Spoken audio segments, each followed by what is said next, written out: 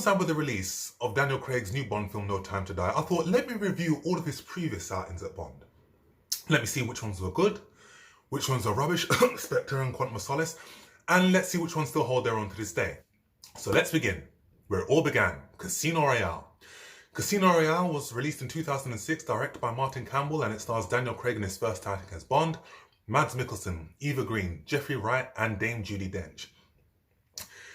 In this origin story, we see James Bond get his 00 license and then is tasked with his first mission to take on criminal mastermind The Chief, brilliantly played by Mads Mikkelsen, in a high-stakes poker game at Casino Royale in Montenegro. After the disappointment that was Die Another Day, the Bond producers wanted to shake the Bond franchise up a little bit. They wanted to give the Bond franchise a reboot. They wanted to take Bond back to its origins in terms of tone, darkness, and grit. The Bond films have become cliched. They were driven by visual effects, product placement, and they were just known for their corny one-liners. And the plot was taken second place almost to product placement and visual effects. Also, another film that influenced the trajectory of the new Bond films was the Bourne franchise. The first two Bourne films, Bourne Identity, Bourne Supremacy, reinvigorated the spy franchise for people that have grown tired of that genre. In this film, you had a spy who suffered from amnesia, was somewhat vulnerable, but could defend himself. And you had a realistic character and you had a realistic plot and realistic villains that were relatable to today's times. Also, the Bourne films were practical. They were not driven by visual effects. The hand-to-hand combat was brilliantly filmed. The fight sequences, the car chases were realistic. That was one thing that influenced the trajectory of the Bond films. And then they were tasked with finding an actor to play 007. Pierce Brosnan said, I'm not going to do another Bond film. So they wanted to look for a newer, younger actor. Enter Daniel Craig. And when Daniel Craig stepped in, that's when the controversy started. There was a lot of controversy saying that, you know, he was blonde, he was too short, he wasn't traditionally handsome in the same vein as his predecessors. And there was a whole backlash aimed at Daniel Craig. From people threatening to boycott the film, to people saying that you will never be Bond twice, to websites saying Craig is not Bond. And I've seen this thing happen to other actors before, similar instances. When Michael Keaton was first announced as Batman, Warner Brothers received over 50,000 letters of complaint protesting against the casting of this man because he was a comedy actor and people didn't think that he could perform such a dark character. And again, this was unprecedented. This was before Twitter, this was before any form of social media. And believe it or not, the same thing happened to Sean Connery. And people thought that, you know what, he's an unknown bodybuilder from Edinburgh. We need a more well-known actor. Someone who's more traditionally handsome, someone like David Niven or someone like Cary Grant to pull it off. And after watching Casino Royale, Daniel Craig did what Michael Keaton did for Batman and what Sean Connery did in his first outing as James Bond, and that was he silenced the critics. Daniel Craig gave a superb performance as James Bond, and more importantly than that, Casino Royale was a critical and commercial success and easily one of the best Bond films to come out of the Bond stable in a very, very long time. It reinvigorated what was becoming a very stale franchise, and Daniel Craig's performance made him a worthy successor to Sean Connery as one of the best Bonds of all time. Casino Royale is a film that goes back to the origins of Bond, and it strips back a lot of the tropes that had made the Bond films more formulaic. So there are no gadgets, there are no girls with silly names, or there are no villains with outlandish plans for the world. This is just a human character, a human being going out on this mission. And he has nothing but his skill set and the knowledge that he's been trained with. And I like Daniel Craig's interpretation of Bond. We have an incomplete James Bond. And I'll tell you what I mean by that, because this is someone who doesn't think.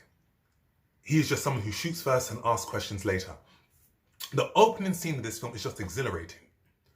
This film was directed by Martin Campbell, who directed one of my favourite Bond films of the 90s, GoldenEye. So he understands about character. He understands about narrative. And when we see Bond in the opening scenes, he's found a traitor and he's there to take him out. And also there's a flashback sequence where Bond gets into a brutal hand-to-hand combat fight with an assassin. And we see how brutally Bond kills this man. And Bond kills the traitor that Emma's asked him to go after. And if you notice carefully, when Bond fires that bullet and it kills the man, you actually get a snapshot, a snippet of this man and his family. This was the incarnation of Bond that Ian Fleming had always wanted. Someone who was cold-hearted, someone who was ruthless.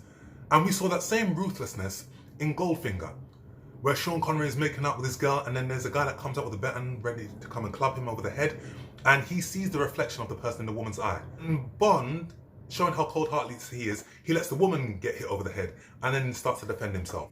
And again, they've taken us back to that dark, edgy, and gritty character that we first saw in Dr. No. Casino Royale is loaded with phenomenal set pieces. The parkour sequence in Madagascar was just superb. All those sequences were beautifully shot and beautifully set. And it shows Bond to be quite reckless. When Bond was after the bomber, who was doing all the parkour sequences, the parkour person jumps through a small opening, but Bond crashes through a wall. And this is someone who doesn't care. This is someone who wants to get the job done at all costs. And it is easily one of the best action sequences for a Bond film, but also for a film in general. One of my favourite sequences was also the truck sequence, where we see Bond at Miami Airport after a bomber who wants to blow up a plane. When you see the fight sequences in the truck, reminiscent of Indiana Jones and Raiders of the Lost Ark. And again, all beautifully shot, all beautifully acted. And when Bond actually tricks the bomber by planting the bomb on him and he blows himself up, no corny one-liners, he just smirks. And the first half of the film is exhilarating. But what's also more exhilarating is the second half, where we see Bond go over to Casino Royale in the high-stakes poker match. And again, that in itself drew out tension, and a lot was said without having to say anything, just in people's facial movements, just in people's expressions. It made for some really tense filming, and I can honestly say that the scene didn't drag on at all. The casting of this film was top-notch. Daniel Craig put up the middle finger to those who said that he'd never be Bond and wouldn't be a great Bond, because he was. He was superb in the role. And he gave us a Bond that we hadn't seen before. Someone that was vulnerable, someone that was cold-hearted, and someone who was flawed. Daniel Craig, he almost reminds me, he does remind me of another Bond villain, Robert Grant, played by the late Robert Shaw from Russia with Love. And coincidentally, Daniel Craig said that From Russia with Love was one of his favourite Bond films. So I don't know whether he consciously drew inspirations from that character to make his performance of Bond more cold, because there were certain mannerisms that he demonstrated in that film that said, you know what, he reminds me of Robert Shaw. And Daniel Craig showcased his ability as an action star and as a dramatic actor. He took Bond to avenues that we hadn't seen before.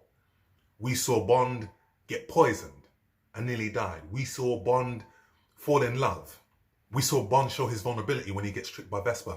There was also one scene in particular after the stairwell fight sequence where we see Vesper sitting down in the shower, fully clothed, traumatized by what she had seen. And Bond comforts her. And they both just sit there, and he just puts his hand around her and he just comforts her. Now that could have easily turned into a love scene, but it was a really touching scene. And that was a scene in which we saw Bond's vulnerability and him warming towards Vesper. And one of my favourite scenes, which showed psychologically what Bond was going through at that time when he was first given 00 status, was in the stairwell fight sequence. After he's killed 2 people, we see Bond like binding his wounds, and he's just looking in the mirror. After he's had a deep swig of whiskey, he looks in the mirror and he says, okay, what have I become? Well, he doesn't actually say that, but his eyes and his facial expression says it all. And that was something that we hadn't seen in any of the Bond interpretation. Mads Mikkelsen, easily one of the best character actors around, gave a phenomenal performance as Le Chiffre. And you know what? Is it me, or does Le Chiffre just look a little bit like Sergei Dragonierov from the Tekken films? Just a little bit. And what I love most about his character, that he was the equivalent of Bond. He was cold-hearted, he was menacing, but he was also charismatic at the same time. And the two were equals, the two were each other's equivalent. And he gave us a Bond villain who was realistic, who had realistic goals to fund terror. It was just him trying to win back this money to fund terror. And I haven't seen a Bond villain that charismatic or that equivalent to Bond since Christopher Lee in Man with the Golden Gun, or Robert Darby's interpretation of France Sanchez from Licence to Kill. And also the other supporting cast members in this film, Dame Judi Dench, Jeffrey Wright, all lend fine support to this film. And again, credit where credit is due to Martin Campbell. He's given us two great Bond films that were realistic and were applicable for today's times. GoldenEye and Casino Royale. Casino Royale, practical, very gritty, very edgy, very dark in tone. And I'll always say that even though it was an undervalued film at the time, most of these Bond films now owe a debt to Licence to Kill. Licence to Kill was the first Bond film to be 15, and the musical score in this film was just gorgeous. The musical score for the action sequences, for the drama and intensity and emotion between Vesper and Bond, all worked really well. Whilst this Bond film dispenses with some of the tropes that made the Bond films so corny, etc., there are some good one-liners in this film.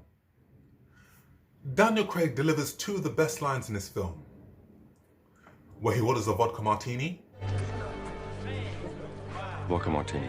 Shaken or stirred? Do I look like I give a damn? And after, when we see Bond get poisoned, and when he comes back after being resuscitated by Vesper, he returns back to the table, and then he utters easily one of the best lines in the film. I'm sorry. That last hand nearly killed me. But the third act of the film is easily the most intense, where we see Bond fall in love with Vesper. And we see that Bond realizes that he can't do this anymore and that he wants to have a normal life. But when he realizes that Vesper has betrayed him, one of the scenes that shows that Bond still has a cold heart was where one of the killers grabs Vesper at the exchange and says, "I'll kill her," and he says, "Well, allow me." And then you have that brilliant sequence in the house that starts sinking into the water. And after Bond has killed off all the assassins, he sees Vesper, and Vesper realizes that her life isn't worth living and decides to drown rather than face the consequences. And just that underwater sequence of seeing Bond trying to retrieve her, it just had so much passion, so much energy. And we see the emotion that it displays. And we see Bond almost becoming complete, because M asks him a question. And this is what makes Bond Bond. He goes, "You don't trust anybody, do you?" Bond says no. And then M says, "Okay, good. Now you've learned your lesson." And when we see Bond look through Vesper's personal effects, he sees her phone with Mr. White's number. Goes all the way to Lake Como, Italy. And then when he shoots Mr. White in the leg after telephoning him, and Mr. White asks, "Who is this?" Easily one of the best endings for any Bond film.